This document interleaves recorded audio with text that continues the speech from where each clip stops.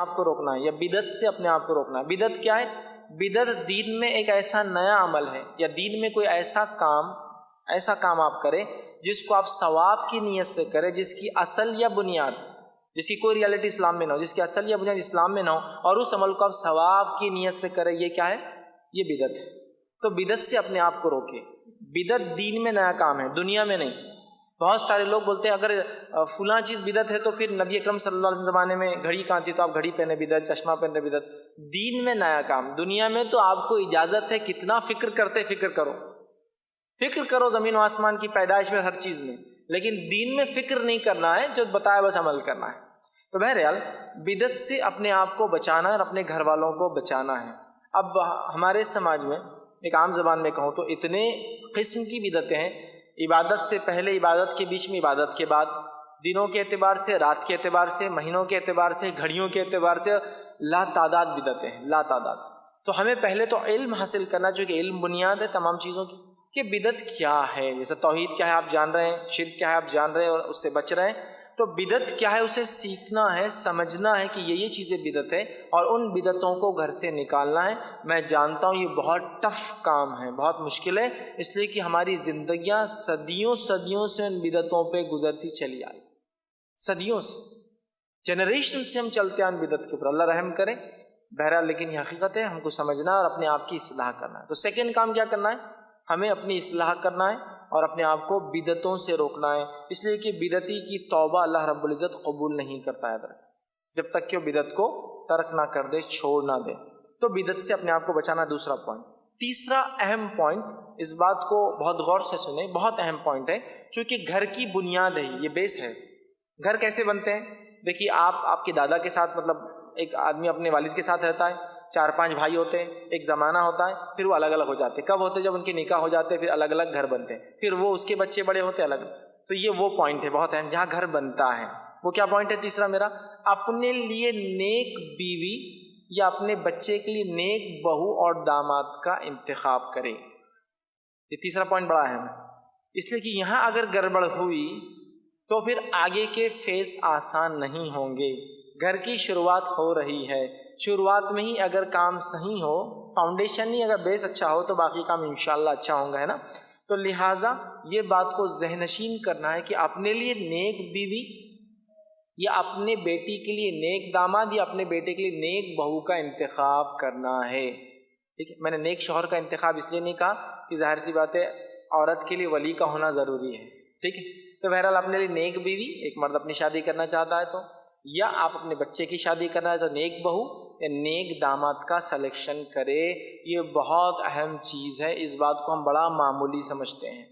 نتیجہ یہ ہوتا ہے کہ ہم نکاحوں کو شرعی بنیادوں پہ نہیں کرتے ہیں، سنت کے مطابق نہیں کرتے ہیں، پھر اس کی بات پریشان ہوتے ہیں کہ بچے ایسے کیوں ہو گئے، بیوی ایسی کیوں ہو گئی، فلاں ایسا کیوں ہو گیا۔ اور آج کل تو میں کیا کہوں، میں جس فیلڈ سے ہوں میں آپ کو کہہ سکتا ہوں یہ بات کہ 70% سے زیادہ، 70% سے زیادہ جو کیسز مسلمانوں کے آپس میں ہوتے ہیں وہ صرف ڈومیسٹک وائلنس اور میاں بیوی کے اختلافات کے کیس ہوتے ہیں۔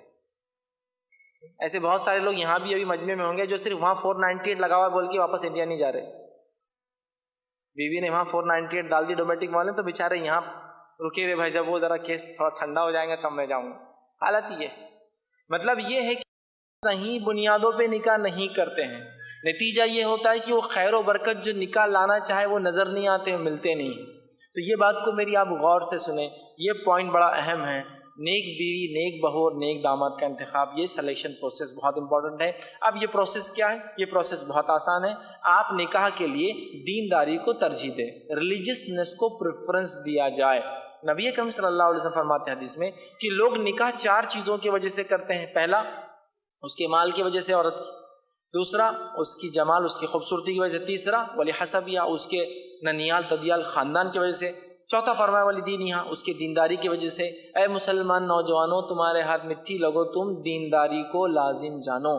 تو نکاح میں کیا کرنا ہے؟ پریفرنس دینداری کو دینا ہے۔ یہ بڑی افسوس کی بات ہے، ہمارے سماج میں لڑکی اور لڑکی کے معاملے میں جس چیز کو پریفرنس دیا جاتا ہے وہ کیا ہے؟ لڑکی کے لیے خوبصورتی اور لڑکے کے لیے انکم، یہ بس پریفرنس ہے۔ کتنا کماتا ہے لڑکا ہے تو لڑکی ہے تو خوبصورت ہے کیا، فنش۔ اور یہ بات ایسی ذہنوں میں چلی گئی ہے جس کو بولیں گے زہر ایسا گھل چکا ہے، جو میڈیا کی اسکرینز پر بار بار چیزوں کو دیکھنے کی وجہ سے خوبصورتی کے پیمانے ایسے چینج ہو گئے ہیں، حالات ایسے ہو گئے ہیں کہ بس نکاح کی بات آئی تو خوبصورتی چاہیے۔ اگر عورتیں میری بات سن رہی ہیں، اگر وہ کسی میں شادی میں جا کے آئی تو ان کی بات کیا ہے؟ دلہن کیسی تھی؟ بہت خوبصورت تھی، فنش ہو گیا، ہاں بس کچھ نہیں اس کے آگے پیچھے، دینداری، اس کے اخلاق، وہ کچھ نہیں، بس خوبصورتی بیس ہے۔ بھائی میرے جو ہے بچے کے لیے لڑکی چاہیے، کیسی لڑکی چاہیے؟ بس خوبصورت ہو۔ اوہو، سبھی دنیا خوبصورتی کے پیچھے لگی ہے، دینداری تو انشاءاللہ آخر میں دیکھا جائے گا۔ کچھ ہمارے نوجوان تو وہ ہے جو اپنی اولاد کا پہلا حق ہی مار دیتے ہیں۔ اولاد کا پہلا حق کیا ہے؟ اس کے لیے نیک ماں کا انتخاب ہو۔ وہ کیا کرتے ہیں؟ افیئرس کرتے ہیں۔ افیئرس کرنے سے پہلا حق تو یوں ہی مارا جاتا ہے۔ افیئر کرنے والی لڑکی اور افیئر کرنے لڑکا کیا دینداری کی بنیاد پر افیئر ہوں گا؟ ہاں بتائیے آپ۔ تو پہلا حق تو وہ جو لو میرج کرتے ہیں یوں ہی مار دیتے ہیں کہ دینداری بیس نہیں ہوتا، وہ خوبصورتی کی بنیاد پر چہرے کو دیکھ کر اٹریکٹ ہوتا ہے۔ نکاح ہونے کے بعد پھر پول کھلتی ہے، ایسا ایسا ایسا اور فلاں فلاں فلاں ہے، آپ پریشان ہو رہے، اس کا میسج آ گیا، اس کا فلاں ہو گیا، وہ آ کے کھڑا ہو جا رہا، یہ ہو رہا، اور آپ آدمی سر مار رہا دیوار پہ، کیا کروں؟ شادی ہوگی لیکن سمجھ رہے ہیں بات کو؟ تو دینداری کو ترجیح دیجیے، پریفرنس ریلیجیسنس ہے۔ دینداری کے ساتھ خوبصورتی ماشاءاللہ، دینداری کے ساتھ خوبصورتی مالداری ماشاءاللہ، دینداری کے ساتھ حسب نسب خوبصورتی مالداری ماشاءاللہ، سب ٹھیک، لیکن دینداری نہیں، سب کچھ نہیں چلیں گا۔ یاد رکھیں، یہ بات یاد رکھ لیجیے۔ نوجوانوں سے اپیل کروں گا، نوجوانوں اپنے پریفرنسز کو چینج کرو۔ یہ دنیا کے چکر میں، جس کو رونق میں یا اس کی رنگت کے چکر میں بہہ کر مت جاؤ، دینداری کو تلاش کرو۔ اپنے والدین کو اپیل کرو کہ ابا جان امی جان آپ دینداری کو ترجیح دیجیے، میں دنیا داری نہیں چاہتا ہوں۔ جنت میں انشاءاللہ جن کے ساتھ آپ رہتے ہیں، آپ کی بیوی یا شوہر ہے، وہ سب سے خوبصورت ہو جائیں گے، حوروں سے بھی خوبصورت۔ تو مسئلہ نہیں ہے خوبصورتی کا، سمجھ رہے ہیں؟ اصل چیز دینداری جو ملتی نہیں ہے، یاد رکھیے آسان نہیں ہے، اور ماں دیندار ہوں گی آٹومیٹک انشاءاللہ نسلیں آنے والی انشاءاللہ دیندار ہوں گی، لیکن ماں بے دین ہوں گی نہیں۔ اچھا بہت سارے نوجوانوں کہتا ہے لا کے سدھار لیں گے، یہ خطرے میں کبھی مت جاؤ۔ میں نے لانے کے بعد سدھرتے ہوئے دیکھا ہے، سدھارتے ہوئے تو نہیں دیکھا ہے۔ شادی سے پہلے حالت یہاں تک تھی داڑھی کی، شادی کے بعد ایک دم لوگ پڑے بھائی کیا ہو رہا ہے تجھے، بس اب وہ سمجھ رہے نا۔ تو سدھرتے ہوئے کم دیکھا ہوں، واپس جاتے ہوئے زیادہ دیکھا ہوں۔ یہ رسک مت لیجیے لانے کے، نہیں خوبصورتی دیکھ لو لائیں گے، نہیں ہو سکتا، یاد رکھیں۔ دینداری کو ہی ترجیح دینا ہے، یاد رکھیں، یہ اصل چیز ہے، اس بات کو یاد رکھیں۔ اسی طرح داماد کے سلیکشن میں بھی یہ بات یاد رکھے، جو ہے ذمہ داران بچیوں کے، کہ انکم ٹھیک ہے، اللہ تعالیٰ رزق دینے والا ہے، وہ ہو جائیں گا۔ جو چیز کبھی نہیں ملیں گی اور کبھی نہیں بڑھیں گی وہ اس کی دینداری ہے، بعد میں آپ سدھار نہیں سکتے داماد کو نکاح کے بعد۔ کوشش کرے کہ دینداری کو ہم ترجیح دیں۔ ہوتا یہ ہمارے پاس کہ لڑکوں میں جنرلی خوبصورتی نہیں دیکھی جاتی ہے، اس کی انکم دیکھی جاتی ہے۔ ایک سمجھ لیجیے ایگزامپل، ایک لڑکا 10,000 ارن کرتا ہے جو کہ دیندار ہے، ایک لڑکا ہے 20,000 ارن کرتا ہے جو کہ کم دیندار ہے۔ تو حساب کیسا کرتا آدمی؟ اس کی 2,40,000 انکم، اس کی 1,20,000 انکم، ارے بیلنس شیٹ میں 1,20,000 کا لاس آ رہا، تو وہ 220 وہ سمجھے نا 20,000 والے سے شادی ہو جائیں گی۔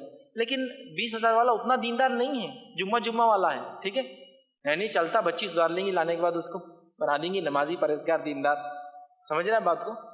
تو پریفرنس دیکھیے، آپ دینداری کو نہیں دیکھیے، کیا کر رہے ہیں آپ؟ سیلری پہ کر رہے ہیں۔ آپ بتائیے صحابہ کے نکاح ہوئے، صحابیات کے نکاح ہوئے، کس نے کبھی یہ پوچھا کہ تمہاری سیلری کیا ہے، اس کے بعد رشتے طے ہوئے؟ ہمارے پاس تو صرف سیلری نہیں، سیلری ہو، خود کا گھر ہو، پرائم اسپاٹ پر ہو، اچھے لوکیشن پہ ہو، ٹھیک ہے، اور ہماری کچھ بہنوں کی آنکھوں میں، یہ میڈیا نے جو بھائیوں کی آنکھوں میں چمکا دیا، بہنوں کی وہ ایک شہزادے کا انتظار کرتی رہتی ہے کہ وہ شہزادہ آئیں گا، اگر یہاں ہے تو پھر وہ گرین کارڈ لے کر آئیں گا، اگر وہاں ہے تو پھر کوئی ایسا آئیں گا جو زندگی بھر میرے ساتھ خاموشی کی زندگی گزار لے، آلریڈی اگر وہاں رہتے ہیں، ٹھیک ہے۔ تو ایک خوابوں کے شہزادے کے انتظار میں زندگیاں اور عمریں گزری چلی جا رہی ہے، آخر میں اگر شہزادہ مل رہا بھی تو پتہ چلا دھوکہ دے کے آیا، جو گھر بتائے تھے کرائے کا تھا، جو گاڑی تھی وہ رینٹ پر لائی گئی تھی، جو کپڑے بھی پہن کے آیا تھا اس دن وہ بھی ادھار تھے، جو زیور تھا وہ واپس دے دیا گیا لے جا کر۔ وہ چکر دینداری، ریلیجیسنس، فرسٹ پریفرنس، چونکہ ابھی گھر بن رہا ہے اس لیے میں نے اس کو امپورٹنس دیا، اس پوائنٹ کو، بہت اہم پوائنٹ ہے۔ اس میں کہیں نہ کہیں اگر نقصان غلطی ہوئی تو آگے کی زندگی مشکل ہو سکتی ہے، الا ماشاء اللہ پھر جو اللہ چاہے ایک الگ بات ہے، سمجھ رہے آپ؟ اللہ چاہے تو دلوں کو پھیر سکتا ہے، انسان بری زندگی سے نیکی کی طرف آ سکتا ہے، لیکن رسک کیوں لینا, دیکھا بھالا کسی غلط چیز کو کیوں اٹھانا چاہیں. ٹھیک ہے, تو کیا کیجیے, تیسرے پوائنٹ کو بہت زبردست انداز سے یاد رکھیے, دینداری کو ترجیح دیجیے. ہاں آج ہو سکتا ہے کچھ تکلیف ہو, لیکن کل انشاءاللہ بہت اچھی زندگی گزاریں, بہت اچھی زندگی, سکون والی زندگی, اطمینان والی زندگی, ایسی زندگی جس کے اندر آپ کو مزہ آئے گا, لطف آئے گا اس دنیا کی, اور انشاءاللہ آنکھ بند ہونے کے بعد اس دنیا کی انشاءاللہ. ٹھیک ہے, تو نکاحوں میں دینداری کو ترجیح دینا, نیک بیوی, نیک داماد اور نیک بہو کا انتخاب کرنا, سلیکشن کرنا, پیرنٹس بھی یہی کرے اور جو بچے کرے ان کا بھی یہی سلیکشن ہو.